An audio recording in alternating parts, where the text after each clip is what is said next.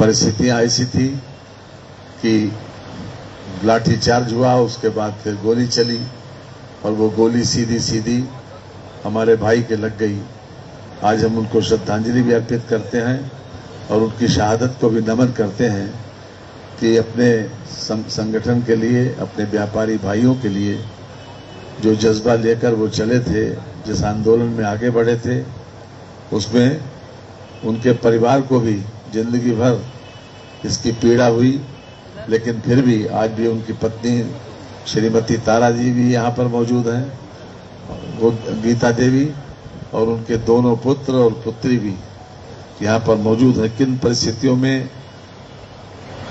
Family के मुखिया के न रहने की वजह से कितनी परेशानी झेलते हैं, इसका अनुभव आप चूंकि व्यापारी हैं अच्छी तरीके से कर सकते हैं। हम उनको आज नमन करते हैं कि उन्होंने हर परिस्थिति का मुकाबला करके अपने परिवार को खड़ा करने का काम किया और उनको विशेष रूप से इसके लिए साधुवाद देते हैं। और आज के दिन हम अपने अग्रवाल साहब को भी, जिन्होंने 28 वर्ष की उम्र में शहादत दी, उनको भी नमन करते हैं। बहनों और भाइयों, जो हमारे सामने समस्या आई है यहाँ पर ट्रैफिक की, अभी एक सप्ताह पहले ही मैंने कमिश्नर के वहां एक मीटिंग करवाई थी जिसमें पुलिस के सब अधिकारी थे, हमारे जनप्रतिनिधि भी थे। क्योंकि मॉनिटरिंग कमेटी की मीटिंग में हमने ये तय किया था इसी महीने की 5 तारीख को कि अलग से ट्रैफिक की व्यवस्था देखेंगे। और पुलिस की मीटिंग में भी खास तौर से जो कानून व्यवस्था के संबंध में थी, उसमें भी खास तौर से इस बात की चर्चा हुई कि आखिरकार लखनऊ की सबसे बड़ी समस्या है ट्रैफिक मैनेजमेंट।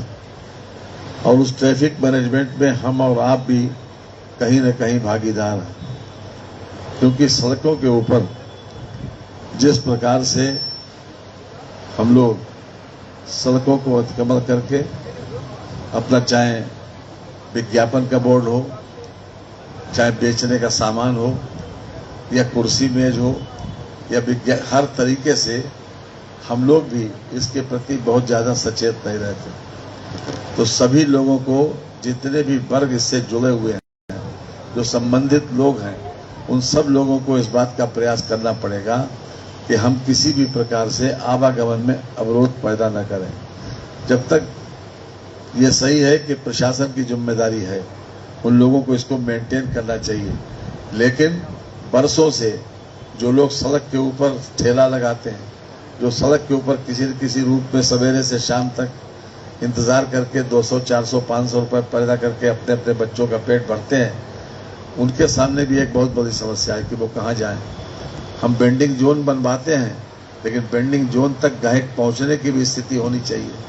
बेंडिंग जोन ऐसे क्षेत्र में होना चाहिए जहां पर ग्राहकों का आवागमन बहुतायत में हो, नहीं तो नए तरीके से बेंडिंग जोन बनने पर वहां पर ग्राहक पहुंचेगा नहीं।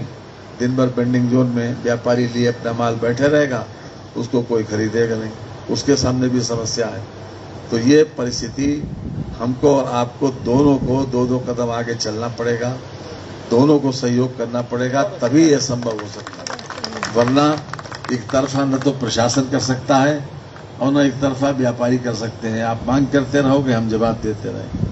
लेकिन व्यवहारिक पक्ष इसका यही है कि इसमें सड़कों के ऊपर जहां पर फुटपाथ है वहां पर दोहरी ग्रिल लगे। एक ग्रिल ऐसी लगे जो व्यापारी ट्रेडर्स को रोकने के लिए कुछ स्थान छोड़ के लगे। यानी कि जैसे अगर 100 मीटर की सड़क है तो 100 मीटर की सड़क पर हर 10 मीटर को छोड़कर 3-3, 4-4 मीटर की ग्रिल लग जाए, ताकि उसके बाहर ट्रेडर्स ना आए। और जहां फुटपाथ है वहां पर 2 ग्रिल की आवश्यकता है। पहली ग्रिल ट्रेडर्स को रोकने के लिए, दूसरी ग्रिल अगर फुटपाथ है 3 फीट 4 फीट का, तो उसमें ताकि पैदल निकलने वाले लोग आसानी से निकल सके। दूसरी ग्रिल जहां पर फुटपाथ खत्म हो और डामर रोड जहां से शुरू हो वहां पर लगे। मैं समझता हूं यही सुझाव मैंने मीटिंग में भी दिया था और सबने उसको अप्रिशिएट भी किया गया था, लिखा भी था, लेकिन अभी तक उसके ऊपर अमल नहीं हुआ। जिस दिन से हमारी मेयर साहब आई हैं, मैंने उनसे पहली मीटिंग में ये बात कहा था कि आपकी सबसे बड़ी चुनौती एक तो यह है कि हम ट्रैफिक समस्या को ठीक करें, और दूसरी चुनौती है कि सॉलिड वेस्ट को प्रॉपर उसको प्रोसेस करके किसी न किसी रूप में उसका इस्तेमाल करें, चाहे आप खाद बनाएं या कुछ भी किसी प्रकार से उसका इस्तेमाल करें। और मैं समझता हूं कि वो संजीदा तो हैं, काफी सिंसियरिटी दिखाई पड़ती है, लेकिन अभी तक हमको परिणाम देखने को नहीं मिला, क्योंकि जब तक परिणाम देखने को नहीं मिलता तब तक कोशिश तो बहुत से लोग करते हैं, और अल्टीमेटली परिणाम को ही लोग याद करेंगे। इसलिए हम आप सब लोगों से इस बात का अनुरोध करेंगे कि आप लोग भी अपनी अमीनाबाद व्यापार मंडल में कई फैक्शंस हैं, जैसे ट्रेडर्स में भी कई ग्रुप्स हैं, जैसे किराना भी ग्रुप है, केमिस्ट एंड ड्रगिस्ट का ग्रुप है, अन्य भी इस प्रकार के फैक्शंस हैं कि जिसके माध्यम से अपनी बात को कमिश्नर और कलेक्टर तक इस बात को पहुंचाएं कि भाई हम भी तैयार हैं। और अगर आप लोग उस ठेले वालों को, जो सड़क पे खड़े होने वाले लोग हैं, अगर उनको इस बात के लिए मना लें कि हम बिल्कुल यहाँ इसके आगे नहीं बढ़ेंगे, तो काफी कुछ समस्या को मिनिमाइज किया जा सकता है, इस समस्या को कम किया जा सकता है। लेकिन अगर नहीं करेंगे, बैठे रहेंगे, सोचते रहेंगे, तब इसका परिणाम कुछ भी नहीं आएगा। यथा स्थिति से दुर्व्यवस्था अच्छी है, ये हो सकता है दुर्व्यवस्था से थोड़े दिनों के बाद रास्ता निकल आए, लेकिन जब तक ये दोनों लोग मिलकर काम नहीं करेंगे एक राय होकर, तब तक मैं समझता हूं कि हम इसको आलोचना बताते तो रहेंगे, समस्या को उठाते रहेंगे, लेकिन समस्या उठाने से समाधान नहीं होता। हाँ, समाधान के लिए जरूरी है उठाना, लेकिन समाधान के लिए, समाधान स्तर तक पहुंचने तक के लिए हमको उसी दिशा में समर्पण भाव से प्रयास भी करना पड़ेगा।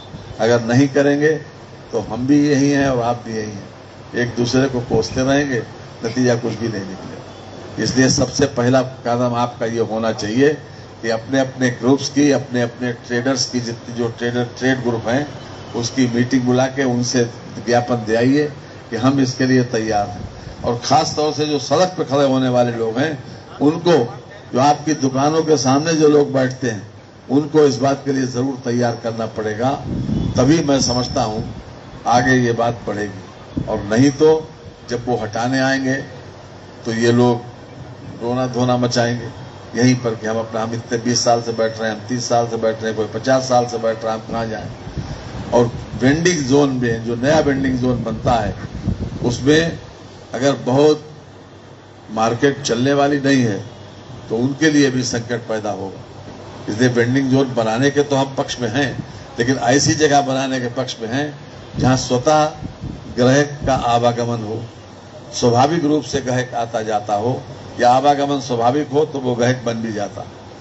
इसलिए आपने जो कुछ उठाया है, मैं उसको पूरी तरीके से मन से भी सहमत हूं, और मन ये चाहता भी हूं कि किसी तरीके से इसका समाधान हो जाए। लेकिन जब तक इसमें सहयोग की भावना नहीं होगी, अकेले प्रशासन पर छोड़ेंगे तो ये संभव नहीं। आज के इस मौके पर मैं भाई संदीप जी को धन्यवाद दूंगा कि वो लगातार किसी न किसी रूप में व्यापारियों के हित में हर तरफ से कदम भी उठाते हैं और लगातार प्रयास भी करते हैं, आप लोगों का संगठन भी करते हैं, और हर तरह से इस बात के लिए समर्पण भाव से वो काम करते रहते हैं। आज एक ऐसे शहीद दिवस के रूप में उन्होंने इसको याद किया, मैं उनको भी इस बात के लिए बधाई देता हूं, और आप सबको बधाई देते हुए अपनी बात को समाप्त करता हूं। बहुत बहुत धन्यवाद। मंत्री जी, एक छोटा सा निवेदन बस आपसे, ये जो मूर्ति जो लगी है, ये इसको आप एक बार प्रभारी मंत्री होने के नाते और ठीक कराने के लिए कह देंगे तो ये ठीक हो।